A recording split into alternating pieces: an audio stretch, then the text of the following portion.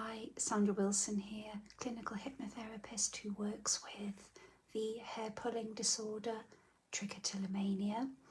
And I've been asked whether trichotillomania, hair pulling, is a trauma response.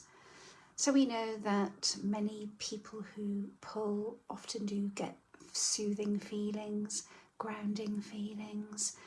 There would always be a trigger, but oftentimes it is subconscious. And it's not uncommon to just notice yourself pulling your hair out, looking down at your lap or your floor, noticing a great big puddle of hair, and you just think, oh crikey, how on earth, I had no idea I was doing it so much. But when you really stop to think about the triggers, maybe you can get a little bit of insight and figure out whether you were pulling in response to an uncomfortable emotion. Now, it's not, again, uncommon for trauma in the past to be hanging around in a part of the brain where it is still causing problems, but you don't necessarily feel consciously aware of it.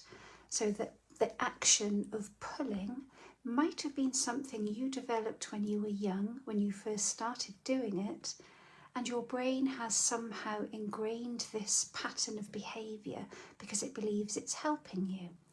And just a little bit about the brain science. So when you pull, you release a neurotransmitter called dopamine, and that feels good. It's linked to reward and pleasure. So if you have had some kind of trauma in your past, and it doesn't necessarily mean really, really serious trauma, often changing schools, relationship breakdown, or just having an experience that you found distressing can create trauma in the body and the mind. So somehow you may have learned that hair pulling helped you feel better, and it's quite often discovered by accident. So yes, hair pulling can be a trauma response. Now I see a lot of people, my clients, people in the social media support groups, who work very hard to stop the symptom. So wearing false nails, sitting on your hands, trying supplements, even antidepressants, the things that are designed to help you stop pulling at the symptom level rather than looking at what's going on beneath. So if you have had some kind of trauma in your life and you haven't fully processed it, that might be the culprit. And what I would generally suggest is that you seek help to process the trauma. Doing that first rather than battling with the symptom, battling with the surface level symptom, which of course is pulling out your hair. Now, I have become trained in helping people to deal with trauma in my hypnotherapy practice. I work with it a lot, and I've recently done some training, some lovely training, using some very empowering techniques where you do not revisit trauma, but you process some of the emotions attached to it.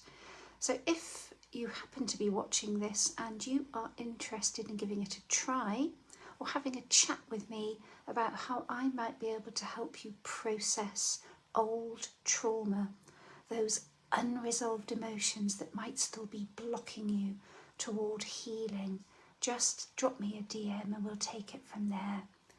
But yes, it is certainly true there is a link between hair pulling and trauma, which of course doesn't mean to say that if you pull your hair out compulsively, then you have definitely had some kind of trauma. There are many other factors, but it's always wonderful to hear clients or read stories about people who've dealt with these underlying emotions, really got on top of them, and noticed that their hair pulling is dramatically reduced, if not stopped altogether. So I hope that's been helpful, and I will be back with more content another day. Bye for now.